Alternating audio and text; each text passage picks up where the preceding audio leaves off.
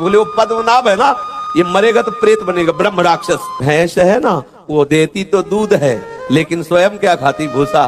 बोले ठीक तुम्हारी दशा वही है। रंग श्री भक्तमाल जी में आता है कि एक पद्मनाभ जी नाम के दिग्विजयी पंडित, वो सभी वेदों के पारंगत विद्वान थे, अर्थात उनको वेद कंठस्थ थे। उनको ऐसा नहीं कि शास्त्र खोल के पढ़ना पड़े, हर सूत्र किस पेज में कौन सा सूत्र, पूरा इतनी प्रबल उनकी विद्या थी, सब वेद पूरे कंठस्थ थे। ये बहुत कठिन बात है, लेकिन सरस्वती जी कृपालु हैं उनके ऊपर, तो उनकी बुद्धि चारों वेदों को कंठस्थ किए हुए थी।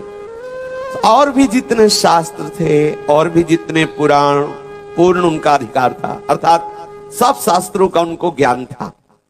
कोई भी पंडित जहां ये शास्त्रार्थ करने के लिए जाते तो टिक नहीं पाता था। जब ये शास्त्रार्थ के लिए चलते थे श्री पद्मनाभ जी, तो बैलगाड़ियों में शास्त्र लादे हुए होते थे। ऐसे कई बैलगाड़ियों में पुराण वेद सब ऐसे ग्रंथ रखे, क्योंकि शास्त्रार्थ में होता है कहां लिखा है, तो उस ग्रंथ को निकालो दिखाओ इनको, इतना उनको ज्ञान था। सब ग्रंथ कंठस्थ थे, प्रमाण के लिए बैलगाड़ियों में ग्रंथ साथ चलते और बहुत से सहायक विद्वान भी उनके साथ चलते। इनके पांडित्य की धूम मची हुई थी, कोई भी इनके शास्त्रार्थ में सामने टिकता नहीं था। प्रायः इनके सामने आते ही वो हार लिख देता था। कितने से विद्वान घबरा जाते थे, बिना शास्त्रार्थ किए इनको देखते ही घबरा जाते, इतनी जोर का इनका पांडित्य था, इनका यश था। और ये सदल बल के साथ जहां भी जाते वहां सब घबराहट पैदा हो जाती कि दिग्विजयी पंडित श्री पद्मनाभ जी पधारे हैं। पूरे सैनिक जन, विद्वान जन और वाहनों पे शास्त्र लदे हुए हैं, तो सब ये इनका वैभव, इनकी विद्वता, इनका बल देख करके घबरा जाते। विजयश्री इनके चरण चूमती, जिधर जाते उधर इनकी जय घोष होती, इन्हीं की दुंदुभी बजती। बहुत से पंडितों ने विजय पत्र में अपनी हार स्वीकार की हुई थी और साथ में वो रखते थे दिखाने के लिए कि इतने इतने पंडितों को परास्त किया गया। एक कोरा अहंकार, देखो कैसा भगवान की माया का प्रबल स्वरूप। समस्त शास्त्रों का ज्ञानी है लेकिन वास्तविक शास्त्र ज्ञान से रहित है। सर्वत्र पराजय करने की भावना, किसको पराजित करना है? वेद वेदांतों का ज्ञान क्या है? एक ही ब्रह्म के सिवा दूसरा कोई नहीं है। पर ये भगवत कृपा पात्र महापुरुषों से ही जो ज्ञान प्राप्त होता है, वही ज्ञान हमारे जड़ चेतन ग्रंथि का भेदन करता है। नहीं तो देख लो, सब शास्त्रों का ज्ञाता है और है क्या? पशुता। ये पशुता है, विद्वता के द्वारा दूसरे को दुख देना, उसको परास्त कर देना, उसकी अवहेलना कर देना, इसी को तो पशुता कहते हैं। अपने यश की चाह, अपने सुख की चाह, अपनी प्रशंसा की चाह, यही तो पशुता है। अरे मनुष्यता इसमें आ जाती है जब दूसरे का हित करे, उसे मनुष्य कहते हैं। सच्चा मनुष्य वही है, मनुष्यता कहलाने का अधिकारी वही है जो तन मन प्राणों से दूसरों को सुख पहुंचाने की चेष्टा करे। और महात्मा वही है जो उसके जड़ चेतन की ग्रंथि का भेदन करके परमात्मा साक्षात्कार करा दे। सत्संगति संस्कृति का अंता। देश के कोने कोने में इनका पांडित्य प्रकाशित हो रहा था। विजय पत्र लिखवाते हुए आगे बढ़ रहे थे, फिर ये काशीपुरी आए। काशीपुरी में ललकार की, डंका बजवा दिया, काशी के विद्वान आकर हमसे शास्त्रार्थ करें। काशी में मुनादी फिरवा दी कि यहाँ के जितने भी विद्वान हैं, चाहे एक साथ एकत्रित होकर शास्त्रार्थ कर लें या अलग अलग शास्त्रार्थ कर लें, यदि शास्त्रार्थ करने की सामर्थ्य ना हो तो आकर के सभा के बीच में हार स्वीकार कर लें। काशी के पंडितों ने इनकी ख्याति सुन रखी थी। वे जानते थे कि इस समय सरस्वती इनके माथे पे विराजमान है, नक्षत्र बलवान है, विजयश्री इनके चरण चूम रही है, इनको परास्त करना बड़ा कठिन है। अब ये अंदर से वो सोचने लगे कि इसके साथ शास्त्रों के द्वारा हम विजय प्राप्त नहीं कर सकते, क्योंकि सरस्वती इसकी बुद्धि में बैठी हुई है।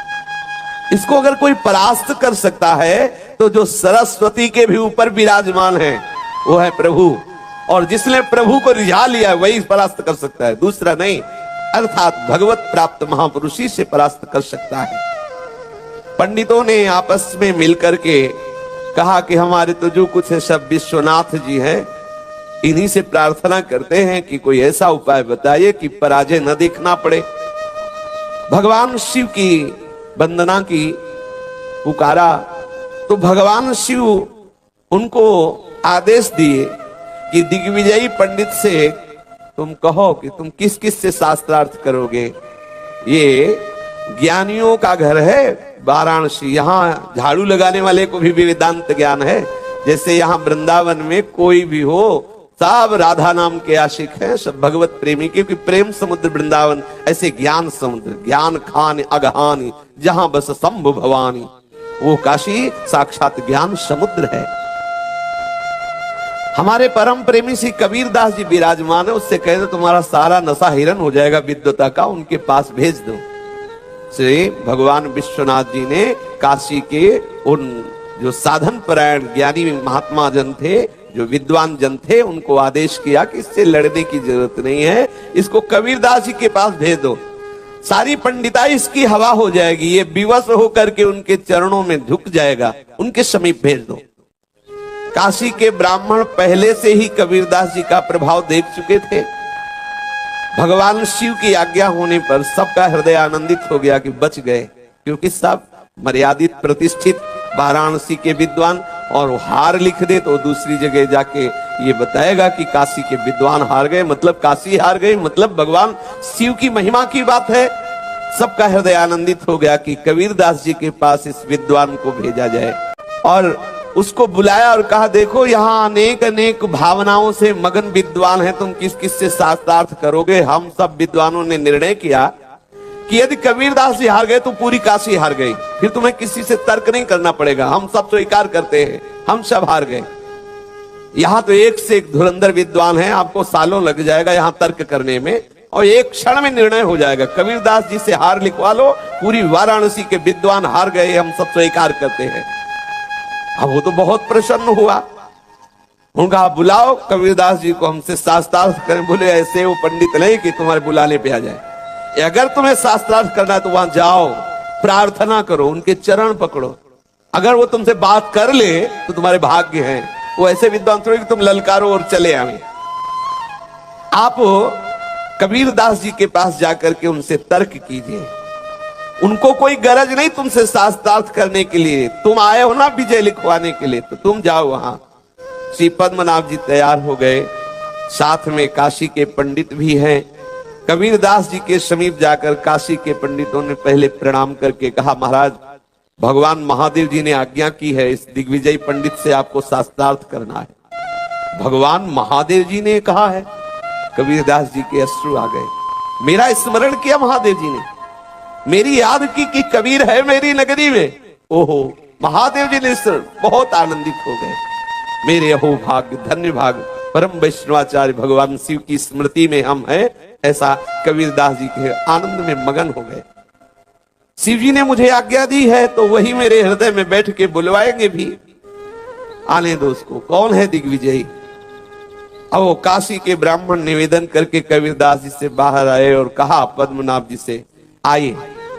पद्मनाभ जी कबीरदास जी के पास गए, साधारण वस्त्र पहने हुए बैठे हुए थे। देखा उसने, लिखा हमको देखते ही हार लिख देगा, बात क्या करेगा।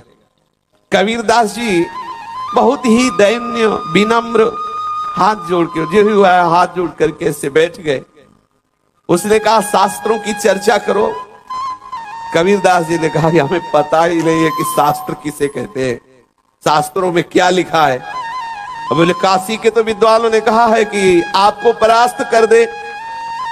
हमें लगता है आप ये शालीनता दैन्यता युक्त बात कर रहे हैं, नहीं पूरे काशी के पंडित आपको क्यों कहते, आप हमसे शास्त्रार्थ करो। बोले सच्ची कहते हैं, मसी कागज छुयो नहीं, कलम गयो नहीं हाथ, अर्थात आज तक का नहीं पढ़ा, का स्कूल नहीं गए जी, का नहीं पढ़ा, कभी कलम दवात नहीं छुई, तो शास्त्र तो बहुत दूरी की बात है, हम तो अनपढ़ है।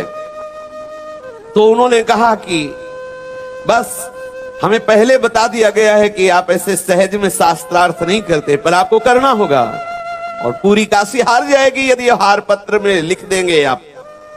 तो उन्होंने कहा जब आप कह ही रहे हो कि आप शास्त्रार्थ करो, तो शास्त्रार्थ तो नहीं कर रहा, मैं पूछना चाहता हूं, पढ़े लिखे हूं नहीं, समझ के पढ़े हो कि पढ़ के समझे हो? कबीरदास जी ने उनसे कहा, समुझी पढ़े कि पढ़ समुझी, अहो कहो कबीराए। हे विद्वान शिरोमणि, तुम समझ के पढ़े हो या पढ़ के समझे हो? अब वो सूत्र देखने लगे। अच्छा, बुद्धि क्यों काम नहीं कर रही? क्योंकि बुद्धि में विराजमान सरस्वती चेरी है श्री हरि की दासी है। और हरि दास को कोई परास्त करना चाहे तो बुद्धि हाथ जोड़ देती है, सरस्वती जी हाथ जोड़ देती है कि नहीं। समस्त देवताओं ने सरस्वती जी से प्रार्थना की कि भरत जी महाराज आ रहे हैं राम जी से मिलने के लिए, तुम ऐसा कुछ करो कि भरत की बुद्धि बदल जाए। उन देवताओं से कहा तुम्हारा दिमाग खराब है, तुम मेरे को बोल रहे भरत की बुद्धि बदल दे? अरे हमारी जैसी करोड़ों सरस्वती हो तो भी भरत की बुद्धि नहीं बदल सकती। राम अनुरागी, और ऐसा सोचना भी नहीं, अगर सोच लिए तो नष्ट हो जाओगे। क्योंकि भगवत प्रेमी महात्मा का जो अपराध करता है, राम रोष पावक सो जरे। सरस्वती जी कांप गई, देवताओं से कहा तुम ऐसी बात कहते हो? सरस्वती भी हरि चरणारविंद की दासी है, उनकी आज्ञा से सबको बुद्धि प्रदान करती है। उसकी बुद्धि मंद हो गई, वो समझे ले, फिर पूछता है महाराज वो आपका प्रश्न क्या है? बोले समझ के पढ़े हो कि पढ़ के समझे हो? अब वो बार बार खोपड़ी खजला रहा है, ग्रंथों की तरफ सोच, कुछ सब खाली, कुछ आ ही नहीं रहा। बैठा रहा, सब काशी के विद्वान बैठे रहे। तो उसने कहा कि अगर मुझे आज का समय दे दिया जाए तो मैं रात्रि में विचार करके बताऊंगा। कबीरदास जी को समय है, हमें कोई ड्यूटी में थोड़ी जाना है, जब तुम्हें आ जाए याद तो आके हमसे बता देना करके। अब वो पद्मनाभ जी बहुत ही चिंतन में लगे हैं, कुछ नहीं समझ में आ रहा कि कबीरदास जी कह क्या रहे। पढ़ के समझो कि समझ के पढ़े हो, मतलब इसका मतलब क्या है? अब उससे विचार किया, एकांत में जाके शास्त्रों को पलट रहे हैं, कुछ समझ में नहीं आ रहा। तो उनके हृदय में ये बात आई कि एकांत में किसी वृक्ष के नीचे बैठ करके फिर विचार करें, शायद सरस्वती की कृपा से बात आ जाए। तो वहां बैठे सोच ही रहे थे कि आवाज सुनाई दी। उस वृक्ष के नीचे, पीपल के नीचे बैठे थे, ऊपर कुछ प्रेत बैठे थे पीपल में, वो आपस में बातचीत कर रहे थे। एक ऊंची डाल थी, उस डाल पे वो कोई प्रेत बैठने जा रहे, बोले इस पे मत बैठना, ये पहले से पास है। बोले क्यों, इसमें कौन आ रहा है? बोले नया प्रेत आ रहा है। कौन नया प्रेत? बोले वो पद्मनाभ है ना, ये मरेगा तो प्रेत बनेगा, ब्रह्म राक्षस, तो ये डाल उसके लिए खाली है। पद्मनाभ जी वहां विचार करने गए थे कि कबीरदास जी को उत्तर ये भी सुना तो कांप गए। ब्रह्म राक्षस ये बनेगा पद्मनाभ और यहां करके बैठेगा। क्यों? ये तो पंडित है, समस्त शास्त्रों का ज्ञान है, इसने शास्त्र ज्ञान का दुरुपयोग किया है, ये दूसरों को दुखाया है, दूसरों को दुख दिया है, ये दूसरों को परास्त करके अहंकार से युक्त है, इसने वास्तविक शास्त्र का ज्ञान नहीं समझा, इसलिए मरेगा तब ब्रह्म राक्षस बनेगा। और इस डाल में ये पहले से आरक्षित है, इसमें कोई नहीं बैठ सकता। अब ये तो कांप गए पद्मनाभ जी, कह रहे मुझे ब्रह्म राक्षस बनना पड़ेगा, ब्रह्म पिशाच होना पड़ेगा। अब वो उन्हीं प्रेतों से हाथ जोड़ करके बोले कि कोई उपाय भी तुम्हें पता है जिससे मैं बच सकता हूं? बोले एक ही उपाय है जिनसे तुम तर्क कर रहे हो, वो सिद्ध महापुरुष है, भगवत प्राप्त महापुरुष है कबीरदास जी। यदि उनकी शरण में चले जाओ तो तुम बच सकते हो, दूसरा कोई उपाय नहीं है।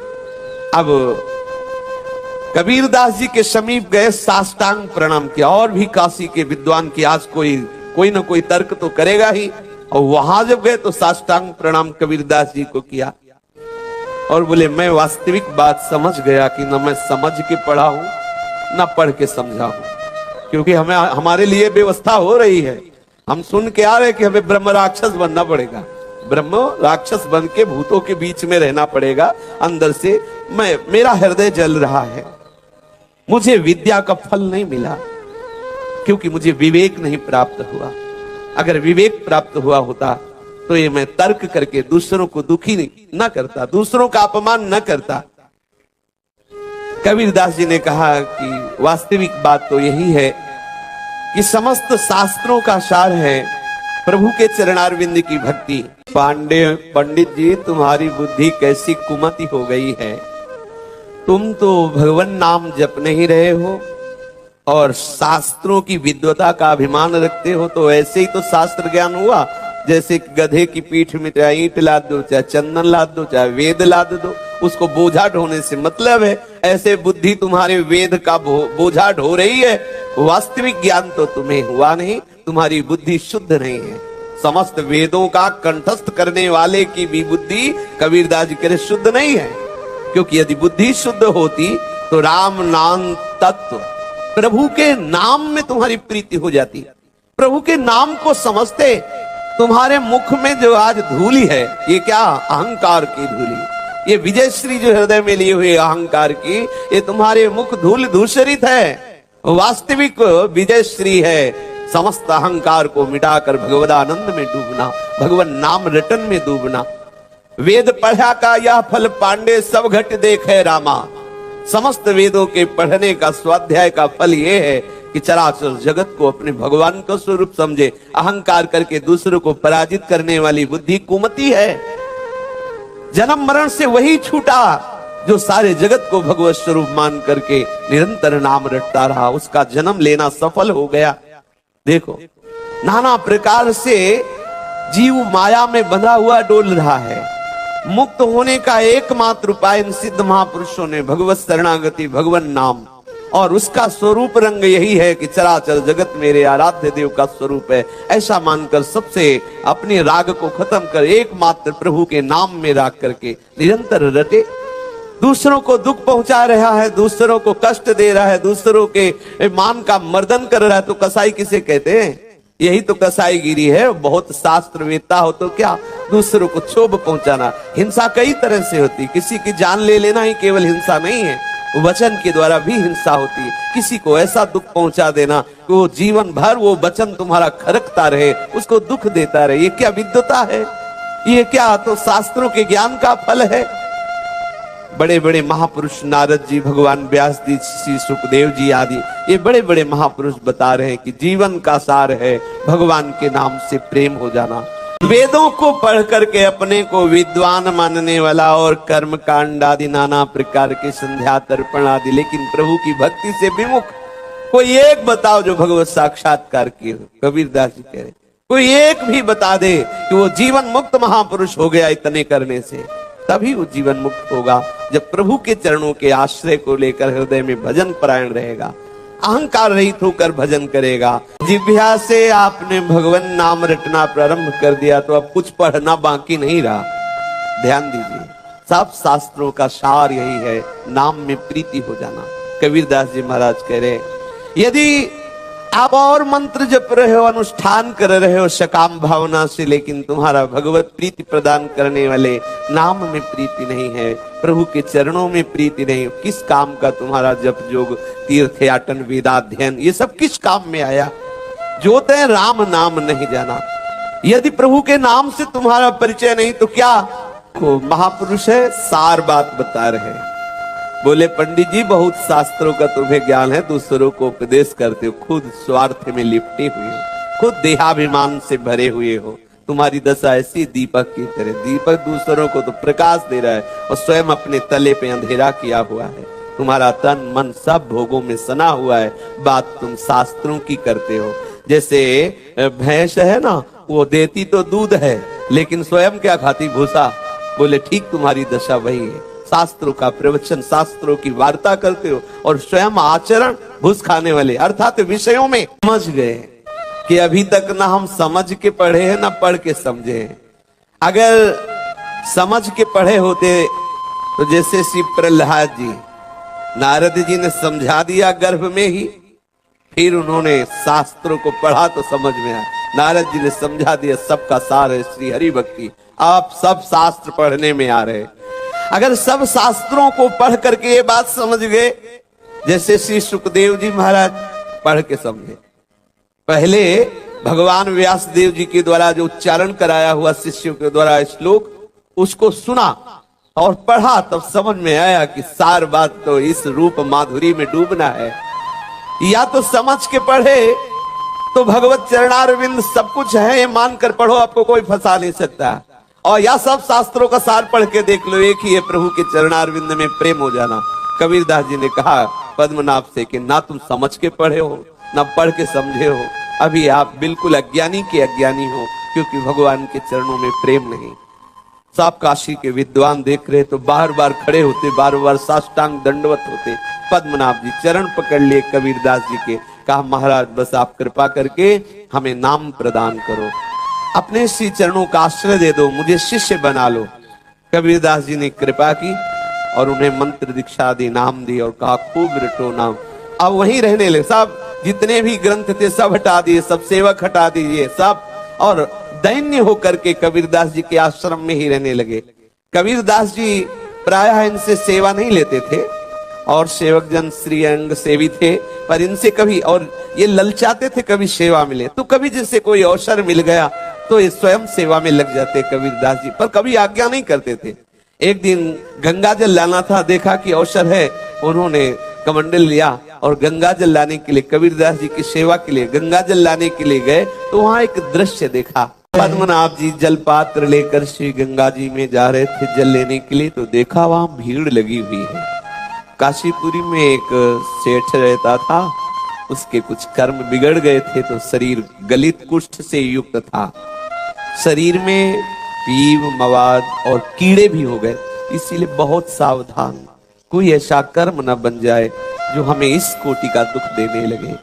कर्म करते समय ध्यान नहीं रहता, प्रमाद स्थिति रहती, लेकिन जब उसका भोग आता है तो बहुत बड़ा रूप लेके आता है। अब आप सोचो, चींटी काटती है तो कैसा लगता है, पूरा शरीर सड़ रहा हो, फिर उसमें कीड़े हो, कैसा भयानक कष्ट होगा उसको। तो उसके शरीर में कीड़े पड़े हुए थे और कोई भी उसके समीप नहीं जाता, परिवार के जितने जन थे सब उससे घृणा करते थे। ये चमड़ी को देख करके ही प्यार होता है, और शरीर स्वस्थ है, आप कमा रहे हो तो संपत्ति को देखकर प्यार होता है। चमड़ी बिगड़ जाए, दमड़ी ना हो, फिर देखो कौन प्यार करता है, फिर तो एक ही प्यार करने वाला है श्री हरि, दूसरा नहीं। इसलिए पहले से ही अंत ही तो तजेंगे पामर, तू न तजय अबहीं ते, कोई परिवार का उससे बात नहीं करता था। और एक दिन वो निकल के जा रहा था तो एक भंगिनी जो है वो सोहनी लगा रही थी, उसने देखा, उसने कहा एक कोढ़ी का दर्शन हो गया, हो सकता है दिन भर भूखा ही रहना पड़े। बड़े कठोर वचन बोले। उसने विचार किया कि परिवार में तो कोई प्यार नहीं करता, कोई बात नहीं करता, बाहर निकलो तो लोग ऐसे मुंह में कपड़ा लगा के उपहास करते हुए कि देखो कैसा कुष्ठी है, नीच है, ऐसा देखो। एक भंगिन भी हमें गाली दे रही कि आज इस कोढ़ी का मुंह देख लिया, हो सकता है पूरा दिन भोजन ना मिले। ऐसे शरीर को रख के क्या करें, चलते हैं गंगा जी में आत्महत्या कर लेते हैं। वो शरीर को रस्सी से ऐसे पत्थर से लपेट के कगार में कूदना चाहता था, लोगों ने बचा लिया, लोगों ने रोक लिया। पद्मनाभ जी नजदीक वहां गए और उसे कहा कि तुम शरीर को नष्ट करना चाहते हो, क्यों नष्ट करना चाहते हो? इस कुष्ठ की पीड़ा से तुम्हें पता नहीं भगवान का नाम कितनी सामर्थ्य से युक्त है, तुम इसकी चिंता मत करो। खोलो ये रस्सी, खोलो, पत्थर हटाओ और अभी तुम गंगा जी में जाओ और मैं जैसा बोल रहा हूं वैसा तुम बोलो। वो गंगा में खड़ा हुआ तो उन्होंने कहा जोर जोर से बोलो राम, डुबकी लगाओ, फिर राम बोलो, फिर डुबकी लगाओ, फिर राम बोलो, 3 बार तुम ऐसा करो। गुरुदेव के द्वारा दिए हुए नाम में अपार सामर्थ्य है। श्री कबीरदास जी के शरणागत होते ही ऐसे सिद्ध महापुरुष के हृदय के संकल्प ने इनको नाम प्रेमी बना दिया। इनके हृदय में बात बैठ गई कि नाम में अपार सामर्थ्य है। उस कुष्ठी को कहा तुम डुबकी लगाओ, राम बोलो। जे भी एक राम कह के गंगा में डुबकी लगाई तो जो पीप, सड़न, कीड़ा ये सब गायब, घाव दिखाई दे। दोबारा राम बोले, डुबकी लगाई, वो घाव खत्म हो गए। तिबारा राम बोल के डुबकी लगाई, एकदम स्वस्थ और चमकता हुआ शरीर। 3 बार नाम के उच्चारण मात्र से न जाने कहां वो गलित, कुष्ठ, दुर्गंध, कीड़े सब खत्म हो गए। अब पद्मनाभ जी उसे प्रसन्न मुद्रा, अब जाओ, तुम जाओ। और खूब वो तो चरणों में लौट गया, महाराज मैं तो अपना जीवन अर्पित कर रहा था गंगा जी में, अर्थात आत्महत्या कर रहा था, अब ये जीवन आपका। तो बोले फिर निरंतर नाम जप करो, बैरागी होकर के संसार से राग ना करते। देख ही लिया तुम्हारे देव कितना बढ़िया अवसर, प्रतिकूलता दी तो सबके चेहरे नजर आ गए कि कोई प्यार नहीं करता। अब जीवन को प्रभु के चरणों में समर्पित करके और निरंतर भजन करने का दृढ़ निश्चय कर लिया। और पद्मनाभ जी बड़े आनंदित हो रहे हैं कि कबीरदास जी को जाके बताएंगे कि गुरुदेव देखो आपके द्वारा दिए हुए नाम का प्रताप, 3 बार नाम उच्चारण मात्र से उसका कुष्ठ नष्ट हो गया और वो स्वस्थ हो गया। वो तो अंदर से बहुत इस बात में आनंदित हो रहे हैं। कबीरदास जी के समीप गए और जाकर के कहा कि गुरुदेव आज बहुत नाम का चमत्कार हुआ, 3 बार नाम उच्चारण करने से उसका रोग नष्ट हो गया, वो स्वस्थ हो गया और उसने अपना जीवन भगवान नाम के प्रति समर्पित कर दिया। कबीरदास जी नाराज हो गए, कहा 3 बार नाम, ये तो नामाभास से ठीक हो सकता था। नामा राम ऐसे उच्चार, राम पूरा निकालने की जरूरत नहीं थी, नामाभास से ठीक हो सकता था। जैसे कुत्ते को मारने के लिए बबर से छोड़ दे, मच्छर को मारने के लिए ब्रह्मास्त्र छोड़ दे, ऐसे ही तुमने एक साधारण रोग को नष्ट करने के लिए 3 बार नाम का प्रयोग, तुम नाम की महिमा नहीं जानते हो। कबीरदास जी, ये नामाभास से ठीक हो सकता था। आपको लगेगा कि ये महिमा की बात कर रहे हैं, ऐसी बात नहीं, सच्ची बात मानिए। जो भगवत प्रेमी महात्मा जन है वो इस नाम का फल ये नहीं चाहते कि नासवान शरीर स्वस्थ हो। भगवान नाम में अपार सामर्थ्य है। इस नाम को जप कर इस शरीर से ही राग खत्म हो जाए, प्रभु से अनुराग हो जाए, यही जीवन का सार है। हम एक एक कदम संभाल संभाल के रखें, हमारा कोई भी क्षण प्रभु से विमुख आचरण करने में ना जाए, प्रभु का नाम ना भूल जाए, किसी से तर्क विवाद में ना फंसे।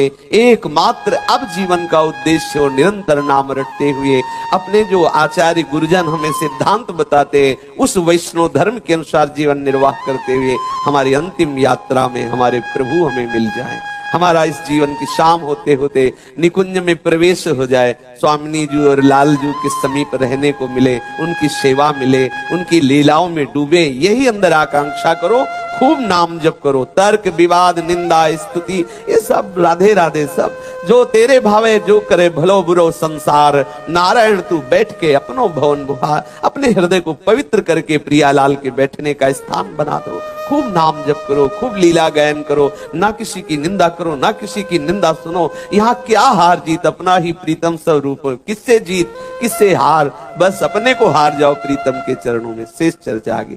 श्री राधा वल्लभ लाल की जय।